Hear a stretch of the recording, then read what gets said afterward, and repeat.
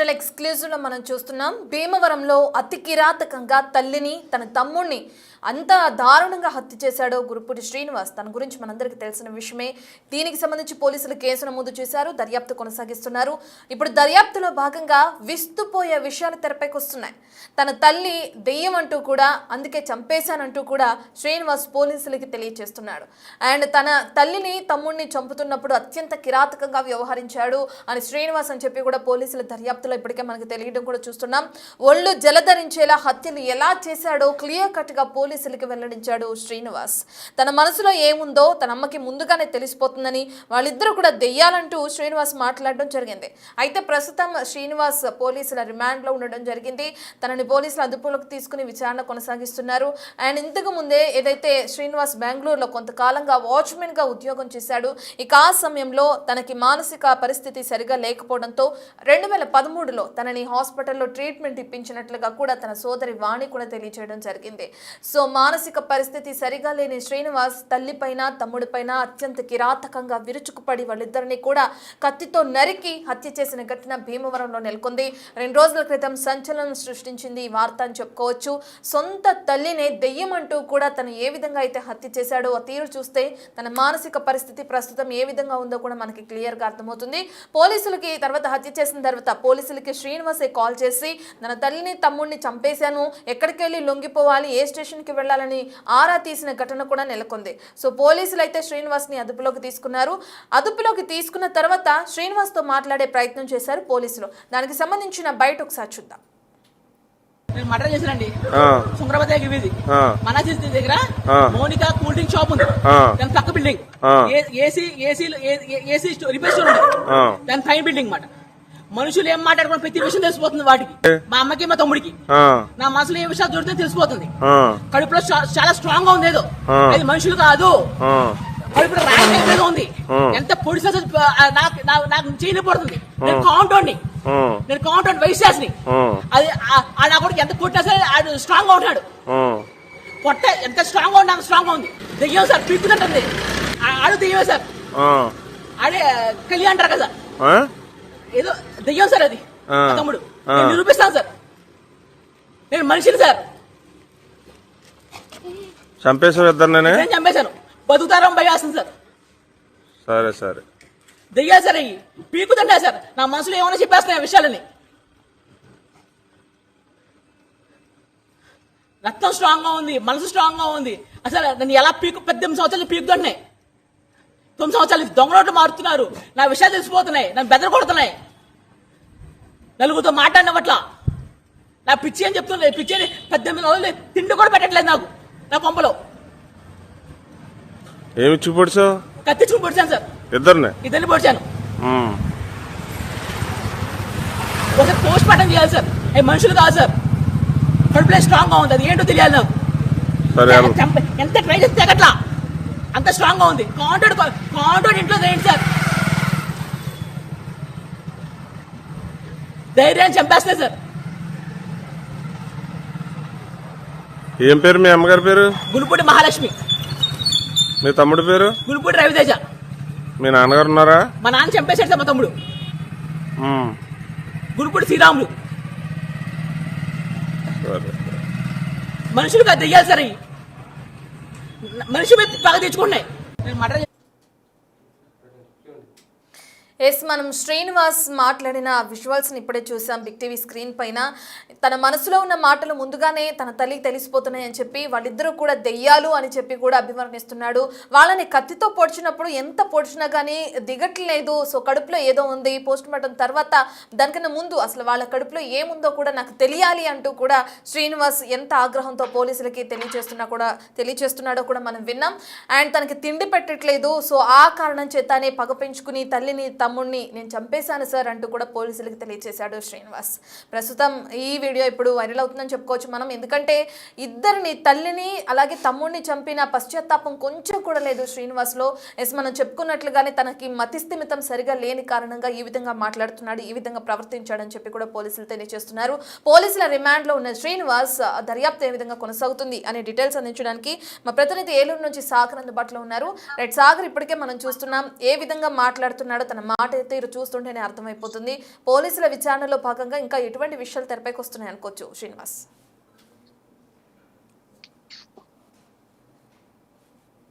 Right Sagar. రత్న పశ్చిమ గోదావరి జిల్లా భీమవరంలో కన్న తల్లిని తోడబుట్టిన తమ్ముడిని హత్య చేసినటువంటి గుండుపూటి శ్రీనివాస్ పోలీసుల విచారణలో అంటే హత్య జరిగిన ప్రాంతానికి వెళ్ళినప్పుడు అతను ఆ కత్తితో అక్కడ నిలబడి అతను చెప్పిన మాటలు వింటుంటే ఒళ్ళు గొగురుపుడుచుగా మానదు. అతను హత్యలు ఎలా చేశాడో అక్కడ అడుగుతున్నటువంటి పోలీసులకు వివరంగా చెప్పటం, తన తల్లి దయ్యం, తమ్ముడు దయ్యం, వాళ్ళిద్దరూ దయ్యాలు, అందుకే చంపేశానంటూ కూడా శ్రీనివాస్ చెప్పడం జరిగింది. అతని మానసిక పరిస్థితిపై ఇప్పటికే వాళ్ళు అనుమానాలు ఉన్న నేపథ్యంలో ఈ వీడియో చూసిన తర్వాత అతను ఎంత దయనీయమైన పరిస్థితిలో ఉన్నాడు, ఎంత ఘోరమైన పరిస్థితిలో ఉన్నాడు కూడా అందరికీ అర్థమయ్యేలా ఉందనే చెప్పుకోవచ్చు. ఎందుకంటే అతను హత్య చేసిన తర్వాత అతనే ఫోన్ చేశాడు పోలీసులకి 112కి, ఇట్లా చంపేశాను, నా తల్లిని తమ్ముడిని చంపేశాను, ఎక్కడ లొంగిపోవాలి అని పోలీసులు అడిగినప్పుడే వాళ్ళు కూడా కంగారు పడిన పరిస్థితి. స్పాట్ కి వెళ్ళిన తర్వాత అతను రక్తంతో ఒక చేత్తో కత్తితో నిలబడినప్పుడు వాళ్ళు కూడా కొంత కంగారు పడిపోయిన పరిస్థితి. ఈ హత్య ఏ విధంగా చేశాడు, పొడుస్తుంటే వాళ్ళ అమ్మని వాళ్ళ తమ్ముడిని పొడుస్తుంటే కత్తిని పొట్టలోకి దిగట్లేదు, వాళ్ళ నా చెయ్యి నొప్పి పుడుతుంది కానీ వాళ్ళకి ఏమీ కావటం లేదు, పొట్ట లోపల ఏదో ఉంది, పోస్ట్ మార్టం చేసి ఆ పొట్ట లోపల ఏముందో నాకు తెలియాలి, పోస్ట్ మార్టం చేయండి అంటూ కూడా శ్రీనివాస్ మాట్లాడడం అది ఎంత భయానకంగా ఉందో వినేవారు కూడా, చూసిన వారు చాలా బెంబేలెత్తిపోయే పరిస్థితుల్లో అతను మాట్లాడటం చూడొచ్చు. తల్లిని తమ్ముని చంపేసిన తర్వాత మళ్ళీ వాళ్ళు భయంగా ఉంది సార్ అంటే అతను పోలీసులకి చెప్పడం చూస్తుంటే ఎంత మానసిక పరిస్థితి దిగజారిపోయిందో కూడా అర్థం చేసుకోవచ్చు. పోలీసులకి చాలా ధైర్యంగా అతను అంటే తను ఏమనుకుంటున్నాడో వాళ్ళ అమ్మ ముందుగానే చెప్పేస్తుంది. మహాలక్ష్మి హత్యకు గురైనటువంటి మహాలక్ష్మి ముందుగానే చెప్పేస్తుంది. ఇటువంటి మానసిక పరిస్థితిలో ఉన్నటువంటి శ్రీనివాస్ బయటికి వెళ్ళి గొడవలు తేవడం, అందరూ ఘర్షణలో పడటం, లేకపోతే అది వేరే దారికి తీయటం ఇష్టం లేక తల్లి దాన్ని అర్థం చేసుకోలేని పరిస్థితిలో ఉన్న అతను కావాలనే ఆపుతున్నారని చెప్పడం, అట్లా ఆపుతున్నారు తను బయటికి వెళ్ళనివ్వకుండా, నలుగురితో మాట్లాడనివ్వట్లేదు అన్న కారణంతో అత్యంత దారుణంగా అంటే సుమారుగా 2-3 గంటల పాటు వాళ్ళని హత్య చేసి ఉంటాడనేది పోలీసులు అయితే భావిస్తున్నారు. ఇటు అంటే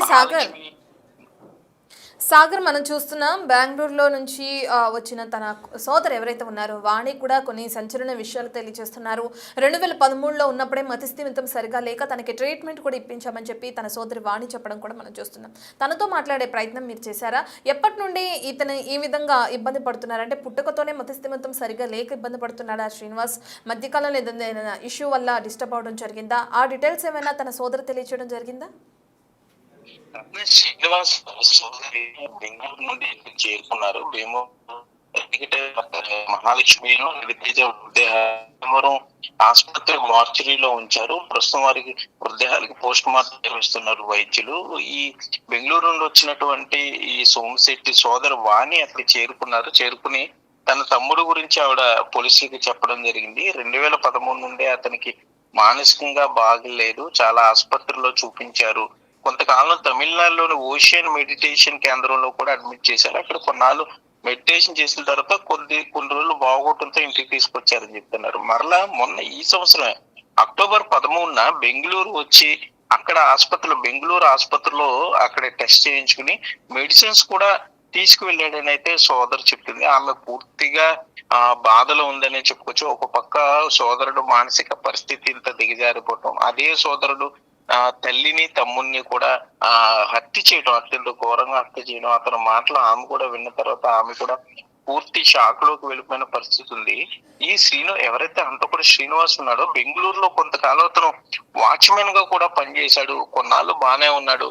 మరలా అతను రోజు రోజుకి అతని ఆరోగ్య పరిస్థితి దిగజారిపోయిందంటూ కూడా సోదరు చెప్తూ వచ్చింది. కోవిడ్ సమయంలో శ్రీనివాస్ తండ్రి కోవిడ్ తో ఆ సమయంలో చనిపోవడంతో అతని ఆరోగ్య పరిస్థితి, మానసిక పరిస్థితి మరింత దిగజారిందంటూ కూడా ఆ విషయాలన్నింటినీ సోదరు వాణి అయితే గుర్తు చేసుకుంటుంది. ఆమె మీడియాతో మాట్లాడడానికి అయితే ఇష్టపడలేదు. ప్రస్తుతానికైతే భీమవరం ప్రభుత్వ ఆసుపత్రి సంబంధించిన మార్చరీలో పోస్ట్ మార్టం జరుగుతుంది. మహాలక్ష్మి బంధువులు అక్కడ ఆసుపత్రి వద్దకు చేరుకుంటున్నారు. మరోపక్క శ్రీనివాస్ కి సంబంధించి ఇప్పటికే భీమవరం 1 టౌన్ పోలీస్ స్టేషన్ లో అంటే నిన్న చనిపోయినప్పుడు వాణి అందుబాటులో లేదు కాబట్టి ఫిర్యాదు కింద వీరింట్లో శ్రీనివాస్ ఇంట్లో కింద నివాసం ఉంటున్న అద్దెకుంటున్న వారితో ఫిర్యాదు అయితే పోలీసులు తీసుకోవడం జరిగింది.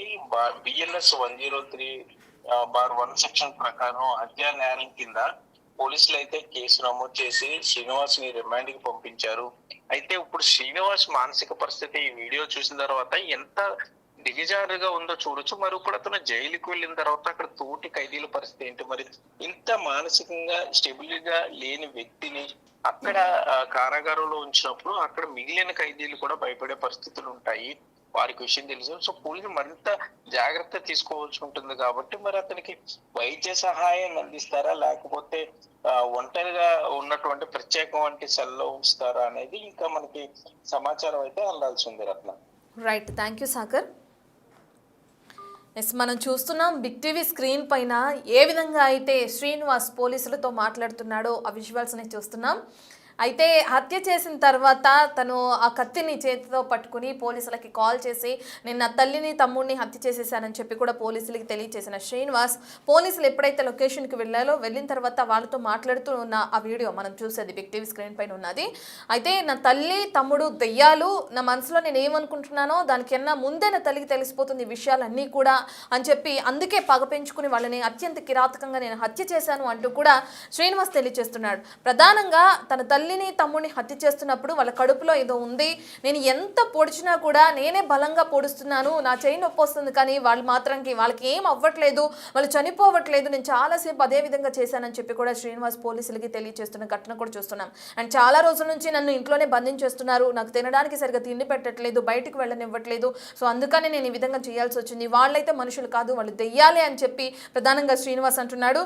నేను కోమటోడిని, నేనే ఈ విధంగా ఇంత బలంగా ఉండి వాళ్ళని చంపాను అంటే వాళ్ళకి నేను చంపే టైంలో ఏం కాలేదు అంటూ కూడా శ్రీనివాస్ తెలియజేశాడు. దీని తర్వాత పోలీసులు స్టేట్మెంట్ రికార్డ్ చేసుకుని తనని అదుపులోకి తీసుకున్నారు. ప్రస్తుతం పోలీసులు అదుపులో ఉన్నాడు శ్రీనివాస్. మరి దీని తర్వాత తనని ఏ విధంగా రిమాండ్లో భాగంగా ఏ విధంగా విచారిస్తారు, దాని తర్వాత తనని జైలుకి తరలిస్తారా లేదంటే ఏదైనా ఆసుపత్రి తరలించి ట్రీట్మెంట్ అందిస్తారా, ఈ డీటెయిల్స్ అన్ని దర్యాప్తులో భాగంగా మనకి ముందు తెలిసే అవకాశాలు కనిపిస్తున్నాయి.